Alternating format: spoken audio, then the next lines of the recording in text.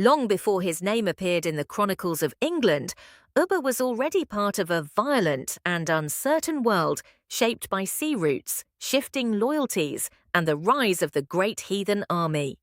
He is remembered as one of the most feared Viking leaders of the late 9th century, a figure whose presence alone suggested both strategy and brutality. Yet the sources about him are limited, which makes his story both compelling and difficult to define with certainty. What is clear is that Ubba was not a minor raider drifting in the background. He stood among the central commanders of the Viking campaigns that transformed the political landscape of Anglo-Saxon England, and his reputation grew through conquest, movement, and relentless pressure on the kingdoms they attacked. Ubba's most famous role came with the Great Heathen Army, the large Viking force that invaded England in the late 860s. This was not a simple raid and retreat. It was a sustained military campaign designed to seize land, power, and tribute. Ubba appears in the sources as one of the leading names alongside commanders such as Ivar the Boneless and Halfdan. Together, they pushed into East Anglia, Northumbria, and Mercia, exploiting political weakness and internal division. For the people living under their advance, the army must have seemed unstoppable. Ubba's contribution was not just force of arms, but leadership in a broader campaign that relied on mobility, intimidation, and calculated aggression.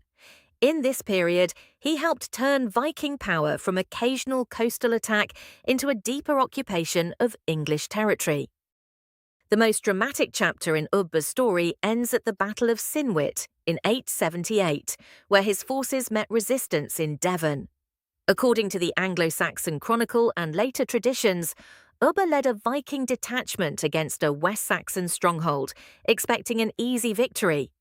Instead, the defenders struck back with unexpected determination. The battle became a turning point, and Ubba was killed there, along with many of his men. His death matters not only because it removed a major Viking commander, but also because it showed that Viking expansion was not invincible.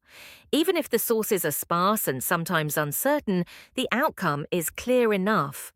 Ubba's career ended in defeat, and his name became tied to one of the most significant moments of resistance in English history. So, how long was Ubba a leader? The answer is not exact, because the historical record does not preserve a full timeline of his authority. What we can say is that he was active during the major Viking campaigns of the late 9th century and remained important at least through the years leading to 878. That suggests a leadership period of several years, likely within the broader phase of the Great Heathen Army's operations, rather than a short-lived rise. His legacy is therefore less about a long reign and more about decisive influence at a critical moment in history. Ubba represents the kind of leader remembered not through abundance of records, but through the scale of impact left behind. In that sense, he was one of the figures who helped reshape England, even as his own life ended on the battlefield.